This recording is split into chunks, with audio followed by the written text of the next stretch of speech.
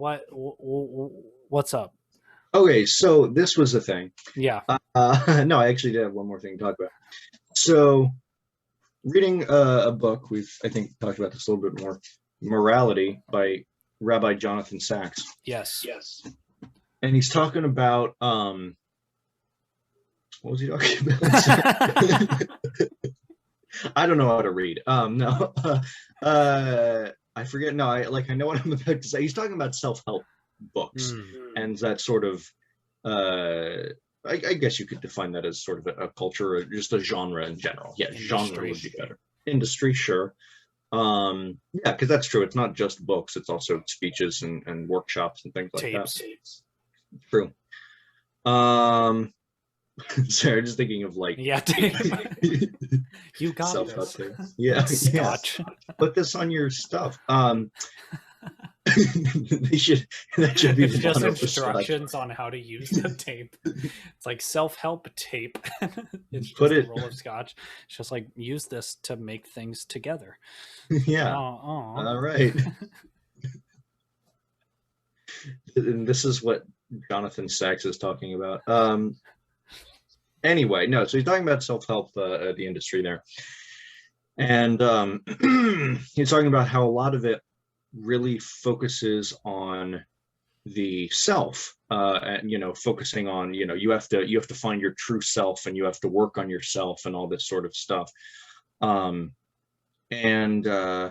even the self-help books that discuss the value in helping others, or at least thinking of others, still often follow the trajectory of you have to work on yourself before you can best help others, that sort of idea. So, and I like what he says about this, that oftentimes the best things for us are getting out of ourselves. But he was using the example of sitting Shiva for the non-Jew listeners or non-Jewish listeners. It's the non-Jew listeners. So aggressive. Yeah. It's after someone dies, people will continuously spend time with the family and sit with them. And he was talking about this and how there is, when people are depressed or grieving or stuff like this, that the solution for the Jewish community is to spend more time with them and not let them be alone, and sort of spend time just with themselves. But and he said there was another community he had been studying. I think it was like in the olden times. Yeah. Ye olden Vikings? times. Yeah, ye olden times. Ye olden times. No, that they would whenever anybody was having like problems, it wasn't the solution to leave them alone. It was constantly the goal was to constantly integrate them into society and keep them there. Or community would be a better word. So I like this because I do think that, and here's the sort of comparison that I've been drawing, because I was talking to my mother about this.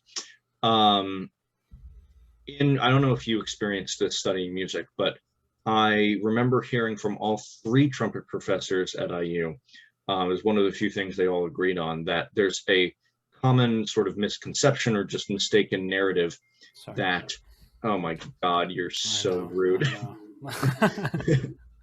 I'm so done. End of podcast. No, there's this sort of this misconception that you have to master the technical side of things and then you can focus on the musical side of things, the musicality.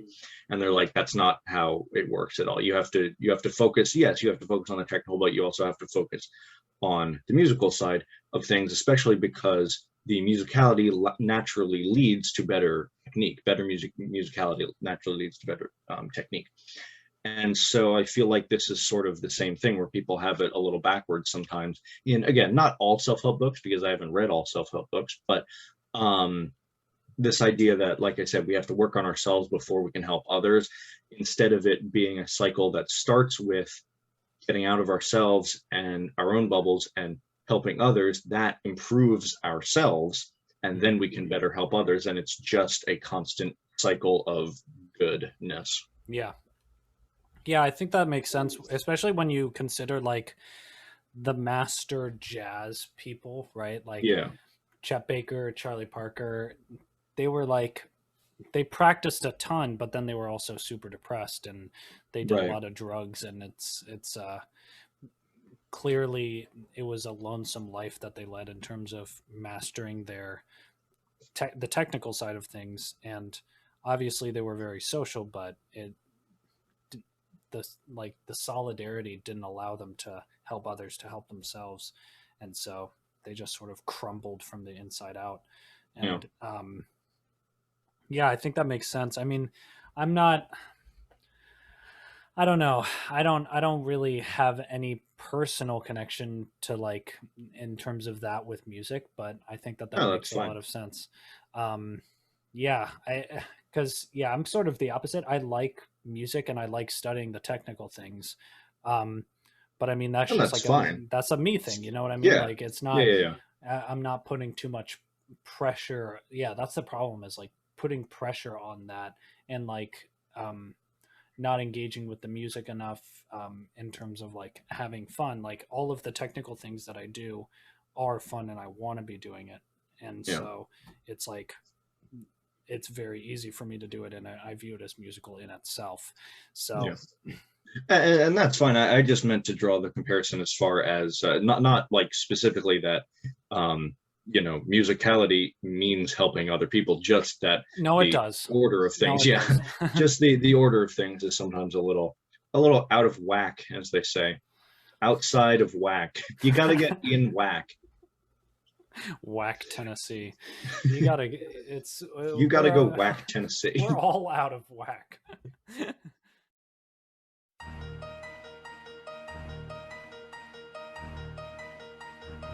It's the speaker knockers.